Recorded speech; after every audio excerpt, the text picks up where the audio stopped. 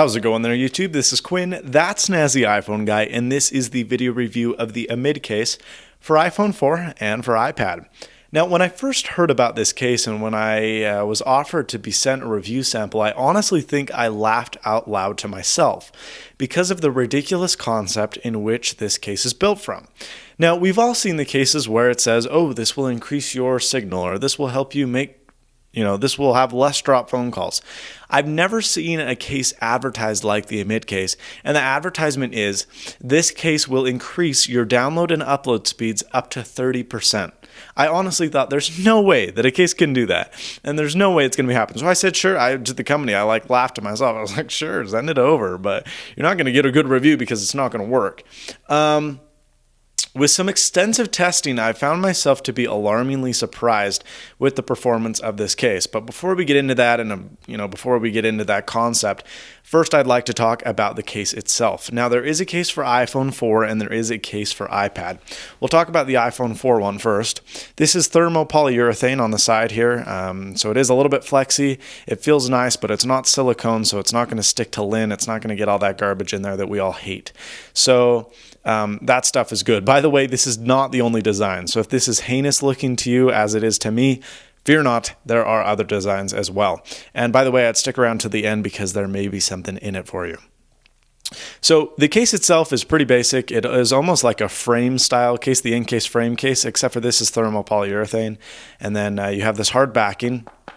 And then you have the technology which helps you extend your Wi-Fi and your cell signal. So, that's the voodoo technology. I don't know if that's design or if that's actually how it works, but there it is. I'll take my iPhone 4 here.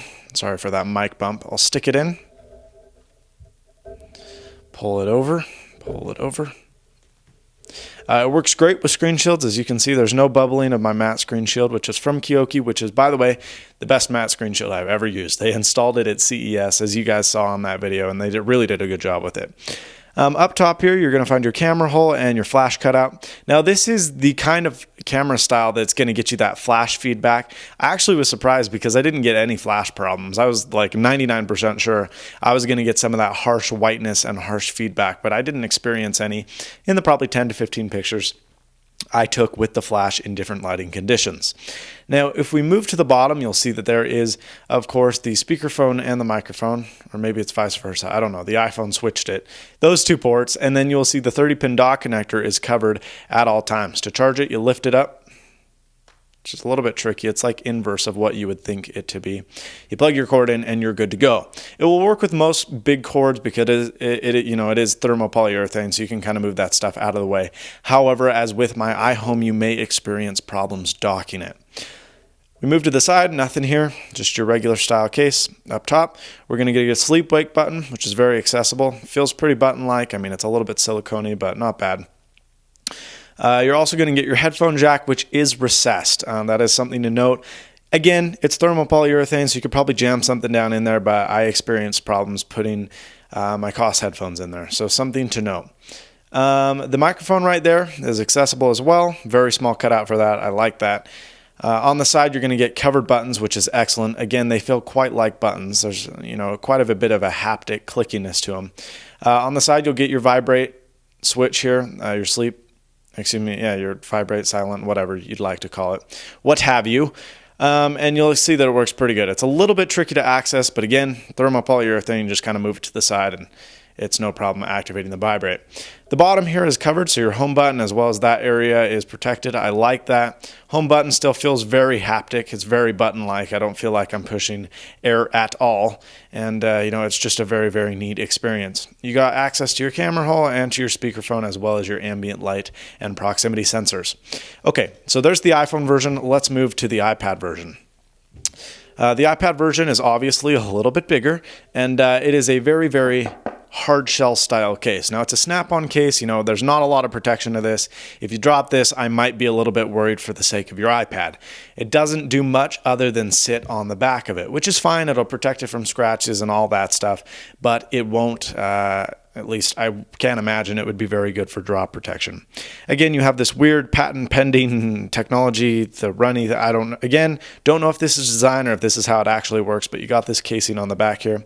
You have this little rubber inlay, which is quite nice, and that sits directly on top of your Apple logo. So it actually raises the case off the back of the iPad, so you're not going to get any scratches if dirt gets in here or anything of that matter. You have the design. It's embossed depending on which case you have. Again, there are different colors and variations. There's a really sexy Argyle one. This is a soft touch plastic. The Argyle one I have right here is it's glossy plastic. So this will scratch, this will fingerprint, but this one is pretty much golden. That's really all there is to it. You have access to all your ports, but there isn't an insane amount of protection. Pretty basic and pretty easy. Now you're probably wondering, what do these cases retail for? And they are pretty dang expensive. The iPhone version is $38 and the iPad version is $48. Now the iPhone version actually probably will protect you from drops and falls and everything of that matter. I did drop it twice and it seemed to be fine. This is probably one of the more durable and one of the better drop related cases I've reviewed for iPhone. It really is a good case. The iPad version, again, I would definitely not want to drop my iPad in this. It might take one fall, it might not. I'm not really going to bank on it. I would just prefer to keep this protected all the time.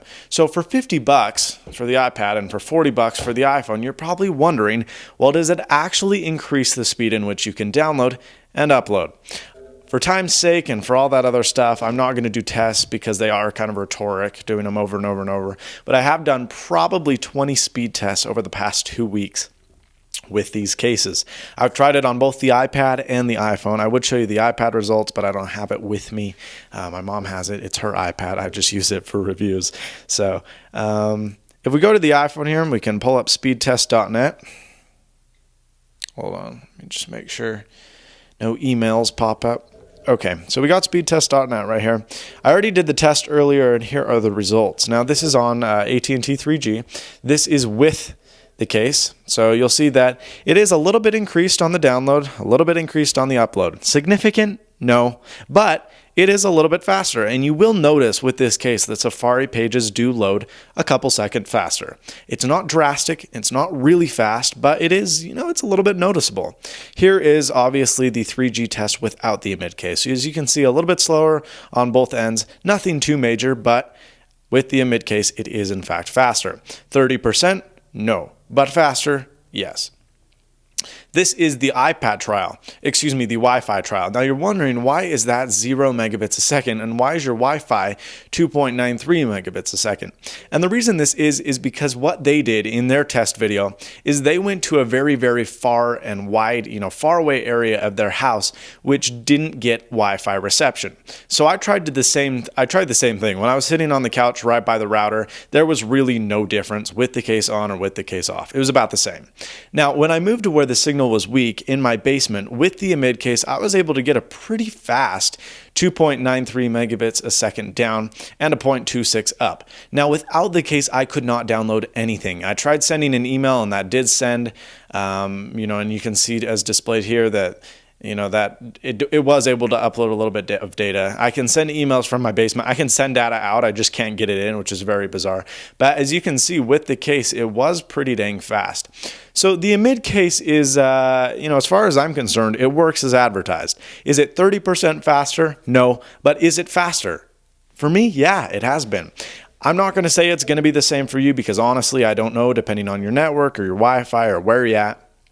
I've only tried it in my conditions and can't say that the results will be the same for everyone. That being said, I think it's probably a worthy investment. The iPhone version, the iPhone case is $38. It's a good case. It really is. The thermopolyurethane, it's probably what you'd pay from in case or a couple bucks more. And for a little bit of increased download speeds, it is nice.